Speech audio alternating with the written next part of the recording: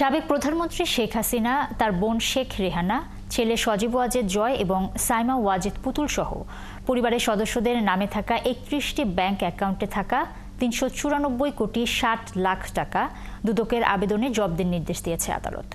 মঙ্গলবার দুদকের উপপরিচালক মনিরুল ইসলামের আবেদনের পরিপ্রেক্ষিতে ঢাকার মেট্রোপলিটন সিনিয়র স্পেশাল জজ জাকির হোসেন গালিবের আদালত এই আদেশ দেন। শেখ হাসিনা, সাবেক প্রধানমন্ত্রী, গণপ্রজাতন্ত্রী বাংলাদেশ সরকার, তার ছেলে জনাব সজীব আহমেদ জয়, তার মেয়ে সাইমা ওয়াজেদ, তার ছোট বোন জনাব রেহানা সিদ্দিক এবং তাদের স্বার্থ সংশ্লিষ্ট ৩১টি ব্যাংক